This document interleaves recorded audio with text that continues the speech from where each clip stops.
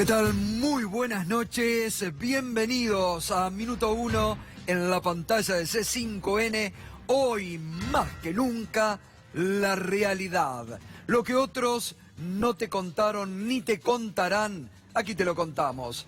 Lo que otros no te mostraron ni te mostrarán, aquí te lo mostramos, clarificamos la información y como te digo todas las noches, estás bien informado de lo que realmente pasa aquí en la República Argentina. Hoy una noche de mucho análisis político vamos a tener, porque enseguida va a estar aquí con nosotros Daniel Scioli, que mantiene su precandidatura presidencial en el marco de lo que puede ser las PASO del Frente para la Victoria y de Unidad Ciudadana.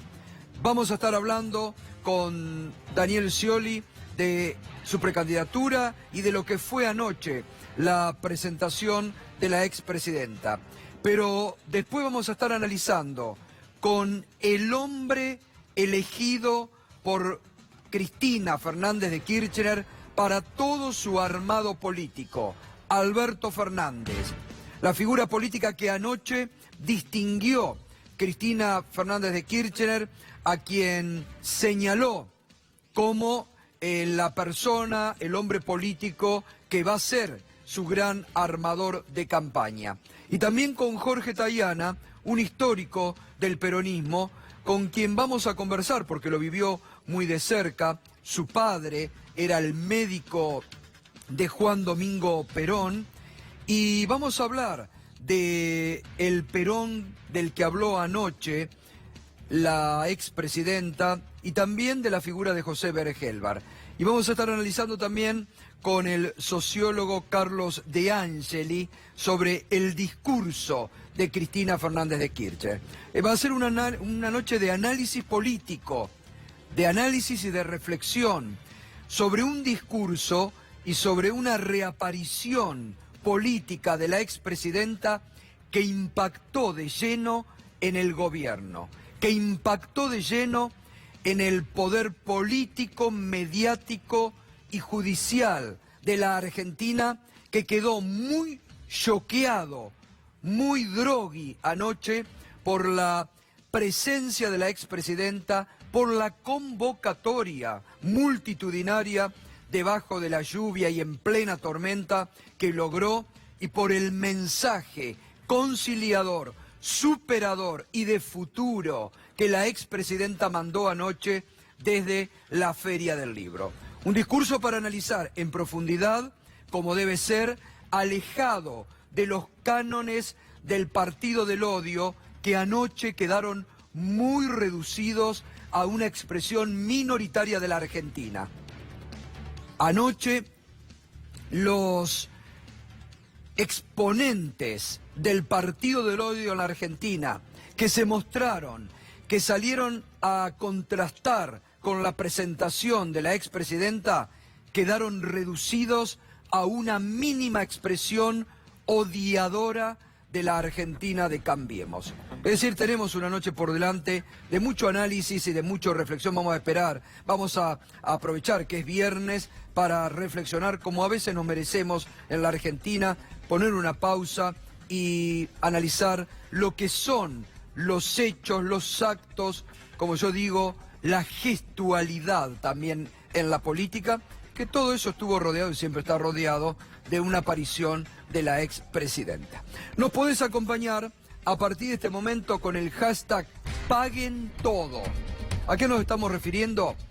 La misión del fondo otra vez está en la Argentina y ha no solamente ya presionado al gobierno de Macri, porque el gobierno de Macri solo tiene en el fondo la tabla supuesta de salvación para la reelección, sino que el fondo se ha permitido presionar al futuro gobierno y advertirle, mire usted qué caraduras que son, advertirle a la sociedad y a un país soberano, como debería ser, no lo es ahora porque el gobierno de Macri entregó soberanía política y económica al Fondo Monetario Internacional. Pero aspiramos los argentinos aunque un futuro gobierno recupere para la toma de decisiones políticas de la Argentina el control de la economía. Y el fondo, como sabe que su candidato y su protegido Macri viene muy mal, advierte, se permite advertir al próximo gobierno que no tiene nada para renegociar. Por eso el hashtag Paguen Todo, con el que nos acompañaba a partir de este momento. Y vamos a ver, fíjese lo que dijo el vocero del fondo. Reitero, es una vergüenza que este organismo, porque el gobierno de Macri les ha dado autorización, se permita imponernos condiciones a los argentinos, porque Macri se lo ha permitido. Mire lo que dice el vocero del fondo. El esquema de pagos no se discute. El esquema de pagos no se discute. El programa, tal como está, es diseñado de manera que el calendario de pagos se puede cumplir. Estamos enfocados en la implementación del programa actual, que está diseñado para enfrentar los principales desafíos de la Argentina y garantizar que el país pueda cumplir con sus obligaciones. Al menos son sinceros, porque fíjese lo que dice.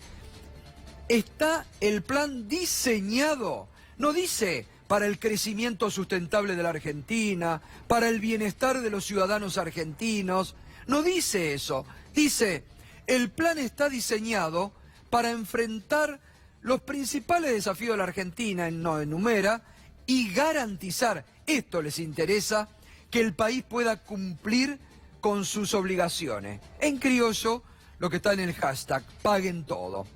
Fernando, buenas noches, ¿cómo estás? ¿Qué tal, Gustavo? Buenas noches. Estaba recordando cuando hace muy poco, hace un par de semanas, durante la cumbre del FMI en Washington, Christine Lagarde dijo que sería una tontera que el próximo presidente abandone el plan que está acordado con el FMI y que está funcionando tan bien. Está todo en la misma línea. Lo advirtió Lagarde que iba a ser una tontera, lo repite ayer Rice que tiene que seguir cumpliéndose este plan. El programa está armado para que Argentina el próximo año acceda voluntariamente a los mercados de deuda. Y como no lo va a poder hacer, como no está en condiciones de hacerlo, va a ser necesario reestructurar la deuda con el FMI. Y en esa reestructuración, que está sobre la mesa de todos, el vocero puede negarla en público, pero en la mesa de todas las discusiones está esa renegociación, es donde entran los nuevos aprietes del fondo. ¿Qué es lo que va a pedir? Las famosas reformas laboral y previsional que están pendientes. Es clave en la reestructuración que se tenga que hacer el próximo año. Ya se sabe que en las condiciones que está el acuerdo no se puede cumplir el repago, que va a ser necesario renegociarlo.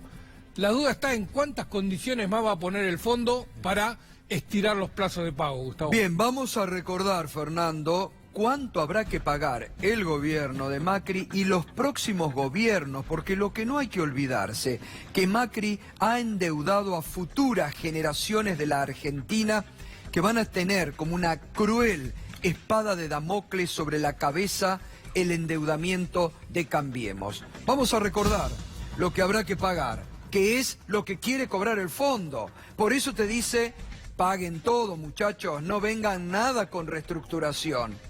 El próximo gobierno, mire, año 2021, el 2020, ¿cuánto habrá? Cerca de 20.000 millones, ¿no? ¿Hay que pagar en el 2020?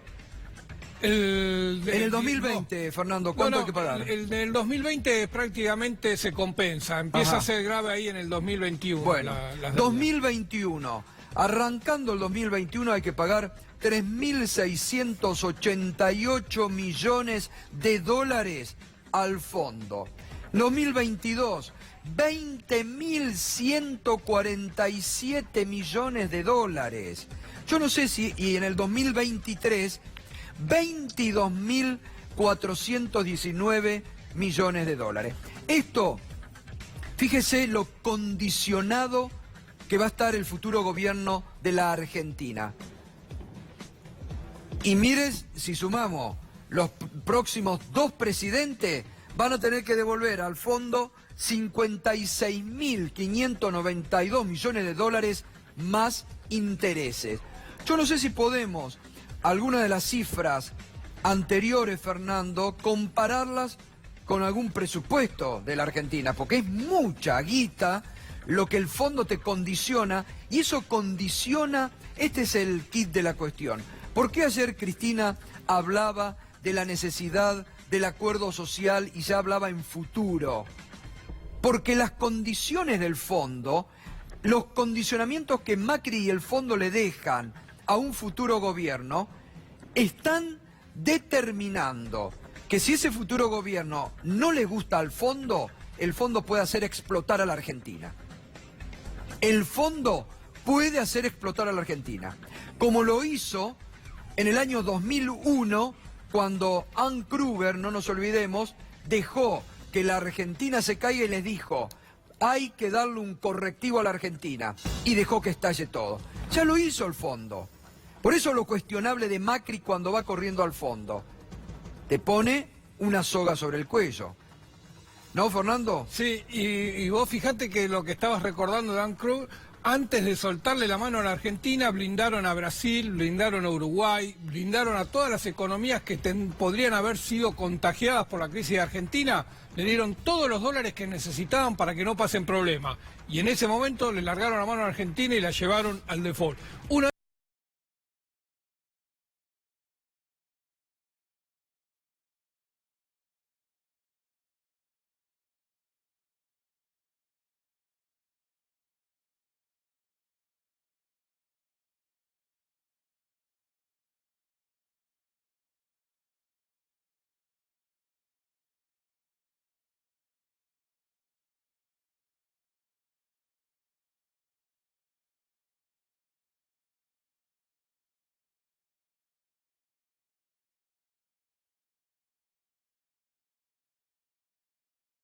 Recuperación en base al mercado interno que Néstor Kirchner, con decisiones desde la política, tomó para salvar al país de lo que el fondo había determinado. Pero es muy interesante en este contexto, porque claro, el poder político, mediático y judicial, el fondo, los organismos de crédito internacionales, que están nerviosos, asustados por la posibilidad de... Hablemos del regreso de un populismo a la Argentina, como ellos despectivamente lo llaman, insisten, hablan del fantasma del default, cuando nadie habla del default en la Argentina, cuando ningún candidato presidencial serio y en potencia hablan de un default.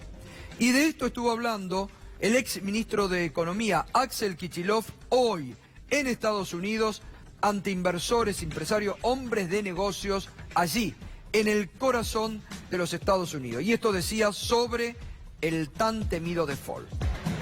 Que nadie quiere que estemos en una situación de emergencia financiera o que se deterioren más las condiciones.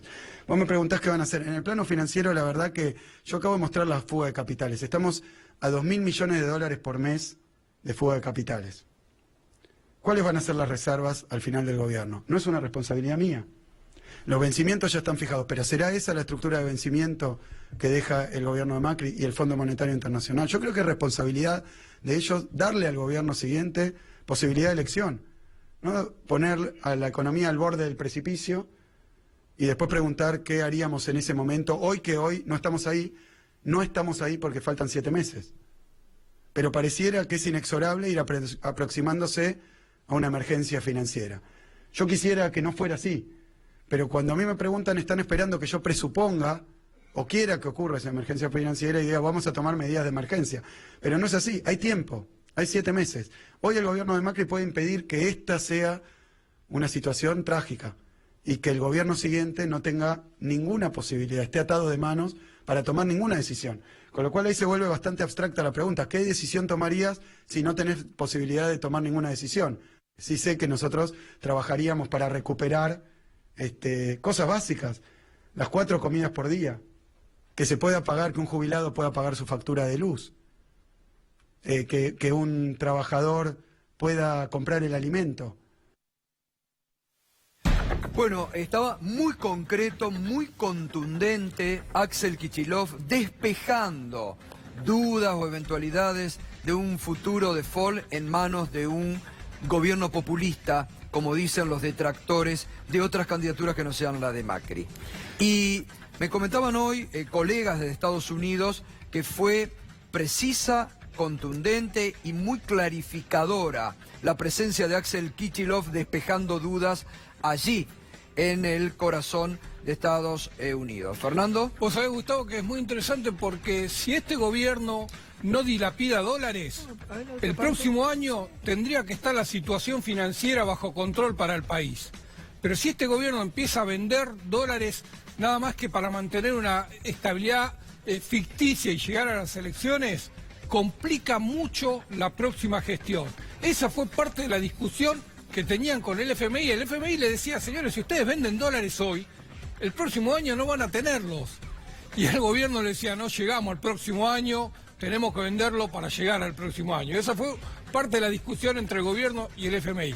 Si no dilapidan los dólares, el próximo año, que es lo que estaba diciendo Axel, el próximo año puede ser sencillo para el país. Si lo dilapidan, vamos a estar en riesgo. Claro, por eso habla de que el gobierno de Macri es el que tiene la responsabilidad ahora, en el presente. A ver, habla también de Macri, Axel Kicillof en Estados Unidos. Este gobierno se ha pasado toda la gestión, porque hoy ya vamos 3 años y medio prácticamente de gestión Macri, sacándose de encima toda responsabilidad con los resultados y las consecuencias económicas de las decisiones, las medidas, los paquetes que aplica. Una constante. Es cierto que hay algunos elementos, por eso mencionaba a la prensa, ¿no? Cualquier gobierno quisiera, cuando tiene una dificultad, decir que no es culpa suya. Pocos gobiernos tienen la suerte de que la gran mayoría de los medios de comunicación le crean y reproduzcan esa idea y esa campaña. Poco. El de Macri lo tuvo. Empezó a gobernar y durante 1 año y algo se pasó diciendo que todo lo que ocurría era culpa de la pesada herencia, o sea, de lo que recibió del gobierno anterior. Yo lo que quiero decir es que nuestro gobierno terminó con la economía creciendo, con la inflación reduciéndose, con niveles de empleo bajos históricamente. Bueno, allí estaba Axel Kicillof hoy en una exposición que estuvo muy bien calificada en los Estados Unidos. Pero fíjese que mientras desde la oposición la mayoría de los principales candidatos presidenciales que ya están en la cancha le están diciendo al gobierno, mire, tiene que cambiar el rumbo porque ha fracasado en lo económico, porque lleva a la Argentina a un precipicio aún mayor, Macri insiste que es por acá. En toda la historia de la ciudad se habían hecho 4 pasos bajo nivel, 4. Y los primeros 8 años hicimos 24. Y Horacio ya va por 5. De eso se trata hoy. De eso se trata este momento de alegría que estamos viviendo. Este es el rumbo, queridos argentinos. Este es el rumbo que nos lleva al futuro. Es que es por acá. Argentinos, es por acá.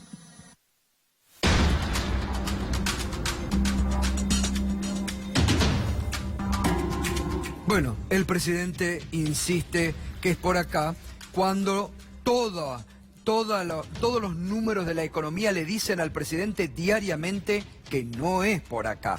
Porque todo se precipita en la Argentina inexorablemente hacia un abismo peor que el actual momento de recesión profunda que se está viviendo. Y además llamativo, porque en un momento el presidente habla de la alegría y las caras que se observaban eran otras caras, rostros adustos, serios, de mucha preocupación, muy preocupados en el gobierno están por el deterioro económico, muy preocupados por la actual situación de debilidad política que está el gobierno, muy preocupados por la elección del próximo domingo que se viene en Córdoba, donde el gobierno va a recibir desde la provincia que le dio el triunfo un cachetazo fenomenal políticamente, que después en la próxima hora también vamos a estar hablando de eso. Gustavo. Bien, pasamos a otro tema. Ahora Juan nos va a comentar, porque en las últimas horas, entre las novedades que hay en el D'Alessio Gate y de lo que Juan Amorín nos ha venido comentando y que ha venido desnudando aquí en este programa, cómo fue la operación Fariña, cómo a Fariña lo sacan de la cárcel Garabano, cómo lo coachean, cómo lo coachea la AFI a Fariña. Esto queda al desnudo, ahora enseguida lo va a contar. Pero en las últimas horas, Fariña dio una entrevista a perfil.com y llamativamente, mire a quién destaca y de quién habla bien Leonardo Fariña. Yo nunca tuve trato con Carrió, nunca tuve trato con Oliveto y también no a Bullrich, sí, a quien vi una sola vez en un programa de Mirta Legrand, que compartimos el programa. Ella hace referencia a unos mensajes que hay entre un periodista, pero lo que ella no dice es el contexto que se da. A mí no me corresponde decírtelo porque quien recibió esos mensajes y quien los mandó está prestando declaración indagatoria. Pero por lo que tengo entendido, la que solicitaba, por favor, hablar con esas personas era Robles, y eso estaría todo en cruces de mails y notas en on, inclusive, a raíz de que yo unos días antes había tenido un atentado en la cárcel. ¿Y con el fiscal Stornelli? El fiscal Stornelli de vez en cuando hablo, cuando estoy en juicio paso por el despacho, es una persona que me genera empatía. Sí, yo no creo bajo ninguna circunstancia que el fiscal se preste a ningún tipo de maniobra de extorsión ni nada, al contrario. Es una persona que de la misma manera que procesó a un funcionario público o a un empresario vinculado a los K, procesó a Misma Roca, que le pidió la prisión preventiva, o a un Calcaterra, o yo creo que son personas que van para adelante. Te podrán gustar sus métodos o no en cuanto a cómo instruyen una causa. Bueno, increíble lo de Fariña, increíble lo de Fariña. Miren la impunidad con la que se manejan. Dice, sí, con Stornelli paso de vez en cuando por su despacho, hablo con él. Pueden gustarte o no los métodos. ¿Qué métodos? Fariña. Pero hay una empatía mutua. Fíjese, porque el fiscal Carlos Stornelli compartió con un delincuente, porque de eso se habla, porque no nos olvidemos, los antecedentes de Leonardo Fariña, lo sacaron de la cárcel para coacharlo y demandarlo después como denunciador. Compartió Stornelli, años atrás, un set de televisión, y recuerdo lo que decía Stornelli de Fariña. No sé cuál es la colaboración procesal de Fariña en esta causa, pero en algún momento usted lo llamó para consultarlo formalmente o no. ¿Fue útil? Demasiado, muy útil. Sí. Si Fariña es un hombre desaprovechado. ¿Desaprovechado en el sentido? Tiene un talento superior. Y un conocimiento y una velocidad mental, y además de su conocimiento de su pasado delictivo, ¿no? Perdón que lo diga así, es una computadora. Yo alguna vez le dije a Fariña que me... Increíble, entre Fariña y un fiscal federal en rebeldía, no se olvide, el fiscal federal Stornelli, que ningunea a la propia justicia de la Argentina. Fiscal rebelde Stornelli, que a esta altura debería estar procesado, pero que elude la justicia argentina. ¿Cómo se tiran flores? Fariña a Stornelli, Stornelli a Fariña. Esta es la Argentina de Cambiemos. Mire. Pero, ¿qué pasó ahora con la operación Fariña y la AFI? Así es, Gato, buenas noches. Buenas noches, Sigue dejando mucha tela para cortar. Me parece que va a haber muchos capítulos a partir de lo que venimos revelando con los mails que exponen el supuesto guión que le entregaron a Leonardo Fariña. Para arrepentirse se tiran ahora desde el Ministerio de Justicia, desde la Agencia Federal de Inteligencia, los vueltos de esto, y ahora surge una nueva causa. Intenta retomar la agenda. La Agencia Federal de Inteligencia intenta desviar la atención del caso, encontró un hueco y trata de aprovecharlo. Apareció una denuncia en Comodoro Pi en la jornada de ayer, hecha por Gustavo Arribas y por Silvia Magdarani, los dos máximos representantes de la EXIDE, de la Agencia Federal de Inteligencia, en donde denuncian a Florencia Guijo, ¿sí?, a la famosa coach de Leonardo Fariña, que la semana pasada fue a declaración indagatoria en el juzgado de Dolores, que fue allanada posteriormente por parte del juez Ramos Padilla por revelación de secreto. Acá lo tenés, la denuncia intenta responsabilizar a la Agencia Federal de Inteligencia de un presunto entrenamiento técnico. Claro, denuncia lo que dice la coach, que ella misma dice haber realizado para instruir a Jorge Leonardo Fariña. Hacemos saber que Florencia Guijo jamás fue contratada para ninguna labor de ninguna naturaleza por esta agencia, que el ex agente Raúl Carlos Francisco Copes, que es, recordemos, la persona que Guijo dijo: este tipo me contrató y me pagó con fondos reservados de la Agencia Federal de Inteligencia unos 30.000, 40.000 pesos a plata de hoy. Para la época denunciada, indica, sucedieron los hechos. El nombrado se encontraba designado como delegado de la República Bolivariana de Venezuela, algo que Guijo dijo de todas formas en su declaración. Nadie dijo que Copes estaba haciendo trabajos puntualmente acá, sino que había venido y que después volvía hacia Venezuela, con lo cual no hay nada raro. ¿Qué es lo más particular de todo esto? Que la Agencia Federal de Inteligencia está confesando que Guijo dijo hechos verídicos en su denuncia.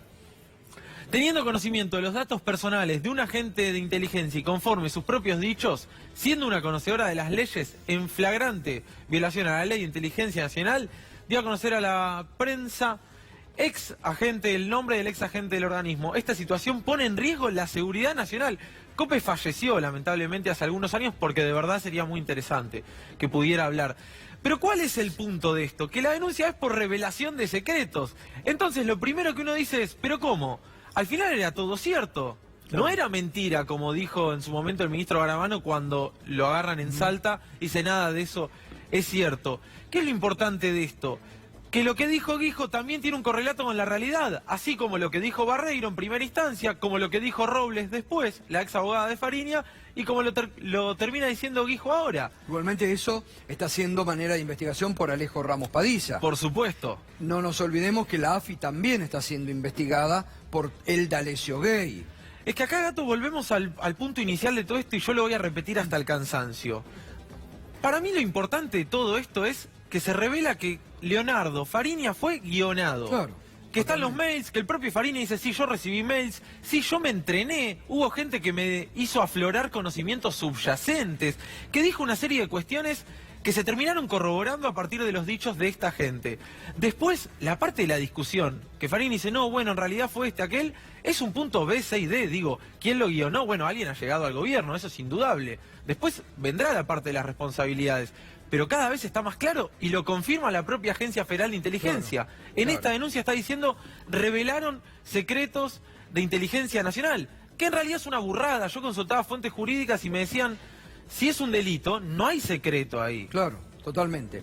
Ahora, también hay que tener en cuenta, Juan, el próximo martes, que esto no ha trascendido mucho, el próximo martes, el fiscal de Dolores, el fiscal Curi, va a recibir al agente de la AFI Barreiro, ex agente, ¿no? El ex agente. El claro. ex agente de la AFI Barreiro, y lo va a aceptar como arrepentido.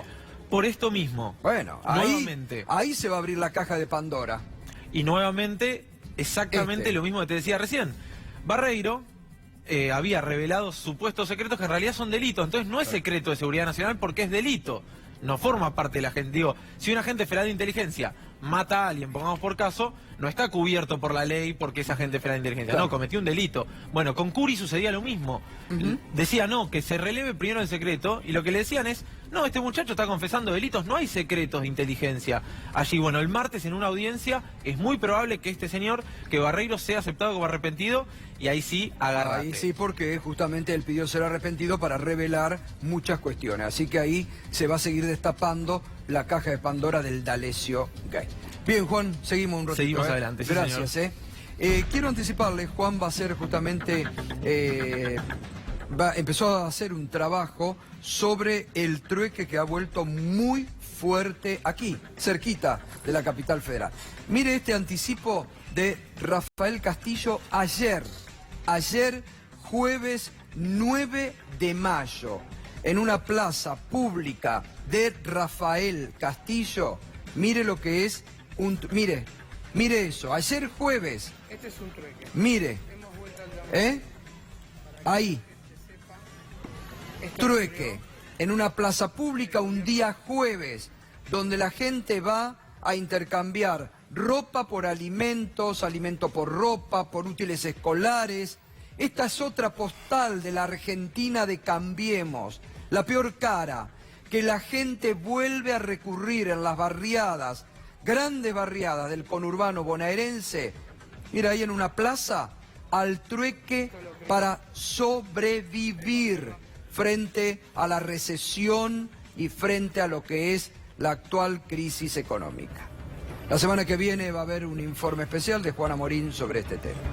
Pedro Brigger, buenas noches, Pedro. Buenas noches, Gustavo. Ayer asesinaron a un cineasta en Colombia, Mauricio Ledesma se llama, que estaba investigando y tratando de documentar el tema de la violencia en Colombia.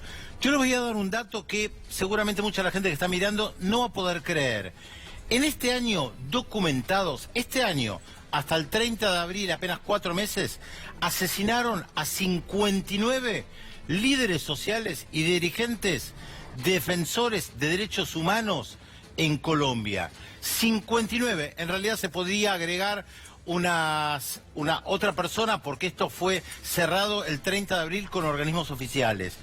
En el año pasado, el 2018, mataron 208 personas, líderes sociales y defensores de derechos humanos. La violencia política, el año pasado, se cobró la vida de 648 personas.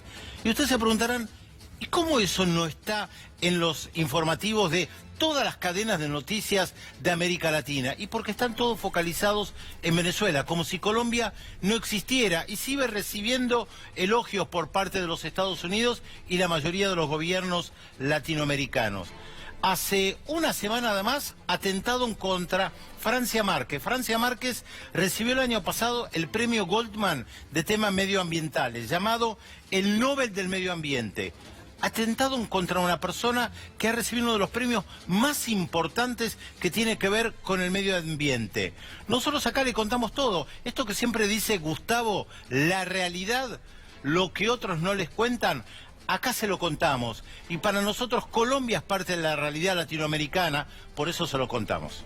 Bueno, muy bien, Pedro, gracias. Ya está con nosotros Daniel Scioli, precandidato presidencial. ¿Qué tal, Daniel? Buenas noches. ¿Qué tal? Buenas noches, Gustavo. ¿Cómo Gusto anda? escucharlo. Muy bien. Bueno. Felicitaciones por el éxito que han tenido anoche. Bueno. Significa el interés general que hubo, Sí. por la expectativa que generó ¿Usted lo la vio por presentación. televisión? Sí, ¿Por no qué? pude estar, la verdad no pude estar, pero luego tuve la oportunidad de seguirlo. Pero por algún motivo fue invitado. Sí, tema. ¿Cómo? Fue invitado. ¿Lo Sí, invitó? fui invitado con el bloque de legisladores y como mi caso, otros legisladores tampoco pudieron estar, pero eso no significa, obviamente, ningún desaire, ninguna falta de respeto, todo lo contrario, porque seguí con atención lo que ha sido en primer lugar, como lo destacó la propia presidenta de la Fundación del Libro, un éxito editorial que le viene muy bien a una de las tantas industrias que está en caída, que es la industria cultural a partir del libro. Luego,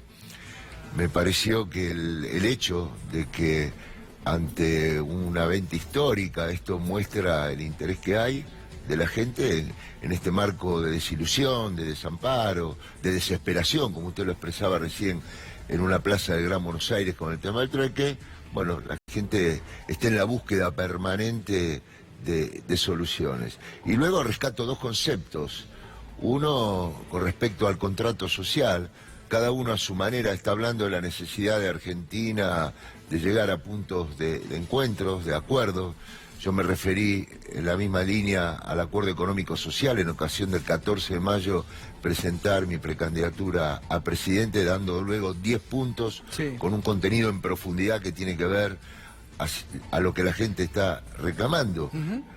Fundamentalmente a la recuperación del salario, la reducción, simplificación de impuestos, que dejar que sea un calvario la vida de los jubilados con los recortes de los medicamentos y de sus ingresos, el rescate de las pymes, y yo agregaría ahora las grandes empresas, lo que ocurrió hoy en Loma Negra, le puedo hablar de Molinos Canuela, le puedo hablar de Arcos, y ya esta situación devastadora que está reflejándose en la economía real. El rol del sistema financiero, un sistema financiero que evidentemente no está en línea con el consumo y con inversión productiva. Y luego otro concepto que me pareció interesante que dijo Cristina cuando hace referencia a que tenemos que construir algo diferente. Yo recuerdo en una oportunidad el entonces presidente de Chile, Lagos, dio una conferencia y me quedó una idea de él que decía: los éxitos del pasado no garantizan los éxitos del futuro. Claro. El mundo cambia, Argentina cambió, las cosas se fueron deteriorando, el mundo se ha vuelto más proteccionista, como se hizo referencia en muchas oportunidades, las decisiones que están tomando el mismo Trump. Sí. Entonces eso exige que volvamos a poner a la Argentina fundamentalmente todo el esfuerzo y toda la atención, que lo planteo también en mi propuesta, en el desarrollo productivo. Ahora, usted que conoce mucho a la expresidenta, porque han convivido, usted fue 2 veces gobernador, vicepresidente, usted siempre estuvo allí, porque anoche también fue una noche de muchas reconciliaciones, gente que se había ido del kirchnerismo, que volvió, hubo palabras especiales, usted siempre estuvo en el mismo barco. ¿Cómo la vio? ¿La notó cambiada? ¿La notó con otra, viendo el futuro, preocupada? La vi con un alto sentido de la responsabilidad de quien ha conducido el destino del país durante 8 años y percibe esta realidad social y económica y no puede ser indiferente. Entonces asume una posición, un compromiso y algunas definiciones. Ella evaluará... ¿La vio como candidata? Ella, supongo, lo está evaluando, ¿no es cierto?, de qué manera puede ayudar en este momento tan complejo del país, donde no son solamente definiciones personales, tienen que ver con un concepto que es necesario para abordar la complejidad de los problemas que tenemos por delante. Cuando estamos escuchando hoy que el Fondo Monetario Internacional nos dice directamente, no va a haber refinanciación. Bueno, no que nos digan entonces, claro, cómo vamos a hacer para pagar. Pues también tienen que tener cierta responsabilidad. Es como un banco, le presta, no sé, millones de dólares acá al amigo Brigger y de repente dice, sabiendo que Brigger no nos va a devolver. Claro, no que no lo quiere devolver, que no puede. Entonces, si el país no crece, es sentido común, Gustavo. No, es importante, pero por eso nosotros le hemos dado la importancia.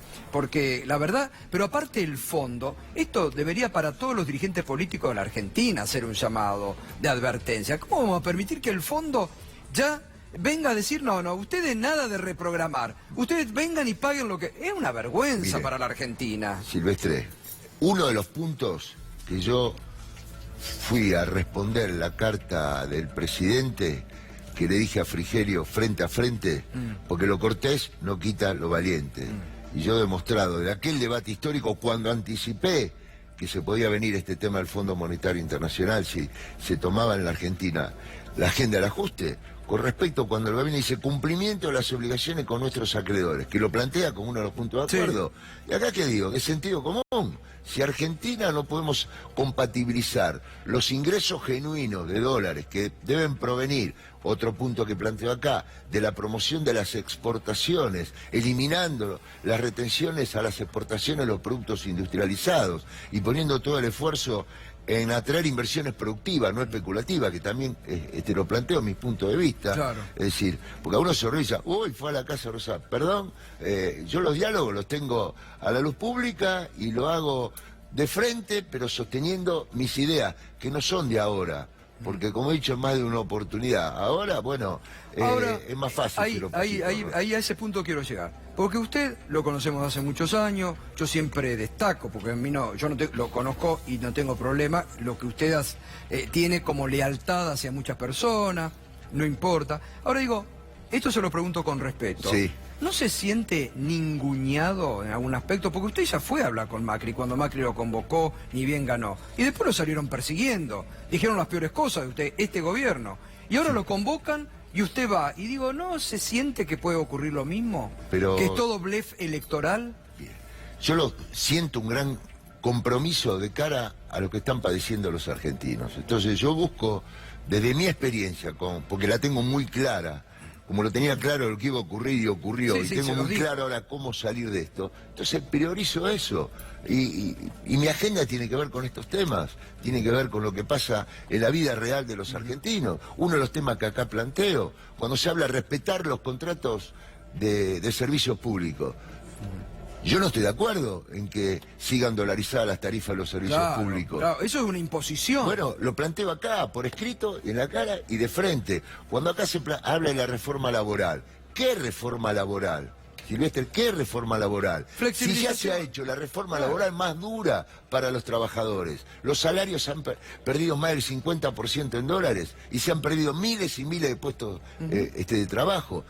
una reforma laboral que tenga que ver con el blanqueo laboral, que tenga que ver con de ninguna manera avanzar sobre la precarización del empleo, bueno, son temas a discutir. Ahora, cuando se habla del equilibrio fiscal, ¿cómo el equilibrio fiscal? Es muy sano para la economía, pero yo lo planteo, estoy de acuerdo con el equilibrio fiscal, pero mi visión es que no debe ser más vía el ajuste, tiene que ser vía el crecimiento. Ahora, ¿Frigerio le planteó cómo va a seguir esto? Porque digo, es muy abstracto, digo, todo en el aire, porque el presidente mandó una carta, usted fue, respondió, llevó esto. Ahora, ¿qué respuesta tuvo? ¿Tuvo alguna respuesta o le dijeron, bueno, vamos a ver? Me ratificó lo que decía la propia carta, con respecto que esto no es un plan de gobierno, no es una propuesta electoral ni un contrato de adhesión, que estaba abierto a recibir inquietudes, que aparte iban a ampliar este diálogo con los distintos sectores, que le explicará a cada uno su realidad. Claro. También siento que como democracia tenemos que madurar, porque si hay un reclamo de diálogo, de consenso, lo que no significa estar de acuerdo, pues si hay alguien que ha demostrado que no está de acuerdo en este camino, ¿quién le habla? Pero la gente se dejó llevar por la palabra cambio, que le prometían espejitos de colores, y así estamos. Bueno, ahora hay que salir de esto, porque esto ha generado la mayor grieta de una sociedad, que son las desigualdades, que acá lo planteo, porque esta hoja de ruta que yo tengo, hay otro camino, pues la gente tiene que estar confiada que hay otro camino, tiene que ver con precisamente poner todo el esfuerzo en el trabajo como gran ordenador social y pacificación de la sociedad. Antes de seguir, porque el otro día se lo pregunté acá a Felipe Solá y me dijo, sí, yo voy a seguir adelante. Se lo preguntamos a Agustín Rossi y dijo, no. Si Cristina se lanza, ¿usted va a seguir adelante con su precandidatura? Sí. ¿Va a enfrentarla? Y la semana próxima yo voy a enfrentar los problemas que tienen los argentinos. Competiremos en el caso que la expresidenta se presente. Competiremos. Mi adversario será Macri y mi enemigo son las políticas de ajuste. Que quede claro. Y mi aliado, mi mayor defensa y mi compromiso que tengo es con la gente.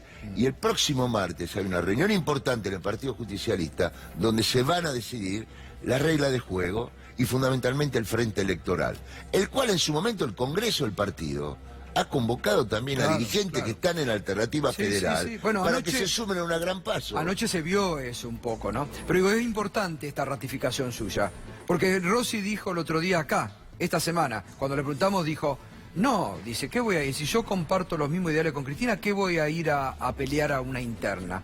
Dice, yo me bajo. ¿Usted por qué va a seguir adelante? Porque tengo la plena seguridad de cómo ponerle punto final a esta grieta, cómo normalizar el país y dónde poner todo el esfuerzo para revertir esto. Y estoy seguro que puedo generar la confianza interna, externa, la previsibilidad y una gran concertación económica y social con esta agenda, que no es de ahora, es la agenda actualizada que venía ya de aquel programa de gobierno que yo tenía. ¿Y en eso usted encuentra diferencias con eventualmente propuestas que haga Cristina? Que la gente decida, porque tampoco puedo estar hablando de la hipótesis, se va a presentar o no se va a presentar. Yo hablo de lo que yo decidí hacer. Está muy bien. Entonces Además, ahora, a ver, volvamos al mecanismo democrático de los partidos políticos. Sin ninguna duda. Volvamos al mecanismo democrático de los partidos políticos. Pero obvio, porque eso fortalece la democracia, le da el poder a la gente para decidir y ordenar las candidaturas. Porque en definitiva, teniendo posiciones mucho más lejanas y contradictorias, los partidos políticos que integraron la Alianza Cambiemos, que nos han llevado hasta acá, precisamente. Fíjese lo que han hecho en su momento. Bajo la palabra cambio, era unirse en contra de. Nosotros tenemos que buscar una unidad a favor de los trabajadores, para que no avance este tipo de reforma laboral. Unidad de los jubilados. ¿Para qué? Para que no quieran aplicar la reforma previsional que estamos viendo que se quiere aplicar en Brasil. Unidad de las pymes que están agonizando. A ver, lo que está ocurriendo en la economía real, en esa que es mi mejor oficina, que es la calle, donde está la verdad, donde están los problemas que tiene la gente. Entonces, ahí yo pongo el esfuerzo. Ese es mi verdadero adversario y mi verdadero enemigo. Lo demás se nutrirá el espacio de la mayor cantidad de ideas y aspirantes que puedan tener, porque lo hemos hecho con toda claridad en el Congreso del Justicialismo, converger en un gran frente electoral que realmente pueda darle a la sociedad la respuesta y la expectativa que espera. Y le quiero agregar otra cosa, que yo puse acá también, el tema de la agenda de la ciencia y la tecnología en la educación, que no estaban incluidos estos puntos en los 10 puntos del acuerdo. Para que no tenga que ir científicos a un programa de televisión. Ese punto también está. Y la emergencia alimentaria, lo que se ha desatado. También cómo se le ha desordenado la vida. Fernando y Juan, pero para volver a ver un poquito de la política, usted es grande, no tiene que pedir permiso a nadie, pero digo, esto de que usted va a seguir adelante, ¿lo habló con Cristina? ¿Le dijo yo, aunque vos te presente, sigo adelante en mi candidatura? ¿O no tiene necesidad? Ella me conoce muy bien a mí, yo la conozco muy bien a ella. Ella sabe mi fuerza de voluntad, mi sentido de la responsabilidad, y yo siento que realmente el aporte que le puedo hacer en este momento al país es obviamente no ser indiferente, como ninguno podemos mirar para otro lado, y especialmente quien le ha dicho la verdad de lo que iba a pasar y tuvo el 49% de los votos. Hoy hay un nuevo contexto político, hay una nueva realidad en la Argentina. Hoy me decía uno, viste, me dice, el presidente es así, digo, ¿cómo? Esta la vez de la victoria, no, duplicaron la inflación, duplicaron cualquier indicador que quieran tomar. El desempleo, el desempleo, la pobreza. La pobreza. Nos decían sí se puede y ahora resulta que vivíamos por arriba de nuestras expectativas. Los salarios no los duplicaron, No. Está en la mitad. Por eso. Está en la mitad en dólares de lo que era. Y la clase media, se está hundiendo la clase media. Y cuando la clase media, que es la gran movilizadora de la social de un país, de la movilidad ascendente, ¿sabe lo que se termina? Las changas. Y ese es un mundo del trabajo que genera muchos ingresos adicionales en el seno de una familia. Ya lo dijo Carrió, no dejemos la propina. Scioli, el presidente hoy llamó a la científica del CONICET y le prometió que le va a dar todas las soluciones que pedía. Llamó a la mesa de diálogo, a la CGT, llamó a los industriales, llamó al campo y a cada uno de ellos le prometió escuchar todas las propuestas. Ahora hoy, cuando inauguraron un viaducto, una obra de la ciudad de Buenos Aires, dijo, este es el camino, no hay otro camino, siguió remarcando de que no hay alternativa. ¿No hay una contradicción entre la posición del presidente y estos llamados a los diálogos? Hay otro camino, desde mi punto de vista es este que yo presenté por escrito en la propia Casa Rosada.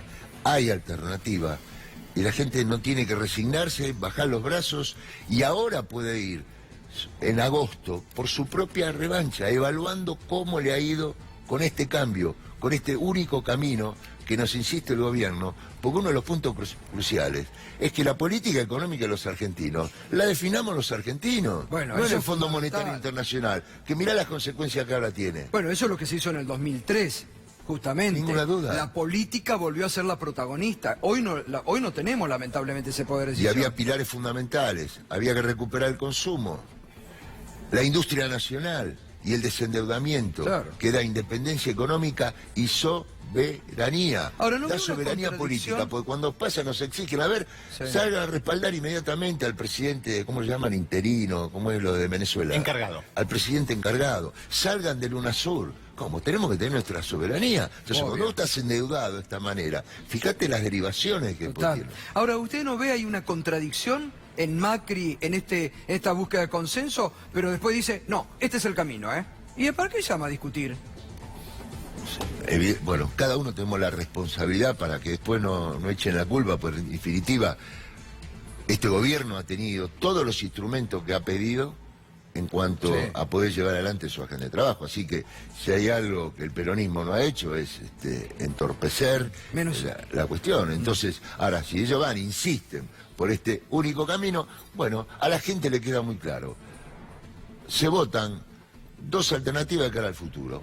O más agenda del ajuste, lo que se deja entrever en muchos de estos puntos, o realmente revertimos esto, y en mi caso no me quiero quedar en comentar realidades obvias, o decir, mirá, en aquella oportunidad te lo dije. No, hablo del futuro, de lo que se puede venir a través, de un gran acuerdo económico y social, con la integración de todos los sectores del mundo de la producción y del empleo, y tener una agenda que fije otro tipo de prioridades, que no son de ninguna manera esta agenda del ajuste o la que ha tenido el gobierno hasta este momento. Sí, y volviendo un poco a la política, usted mantiene su posición de, bueno, independientemente de lo que haga Cristina, yo voy a ser candidato. Ahora bien, en un terreno obviamente de hipótesis, si Cristina levantara el teléfono, lo llamara y le dijera, Daniel, te necesito nuevamente como candidato a gobernador en la provincia de Buenos Aires porque has sabido gestionar durante 8 años, ¿también la respuesta sería por la negativa?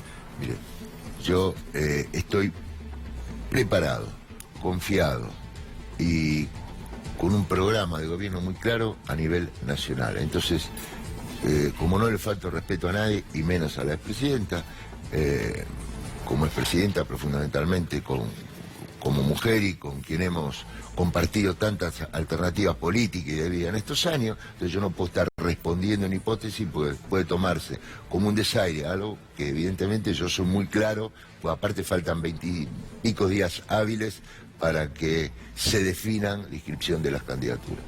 ¿Cómo ve la gestión de la gobernadora María Eugenia Vidal en la provincia de Buenos Aires?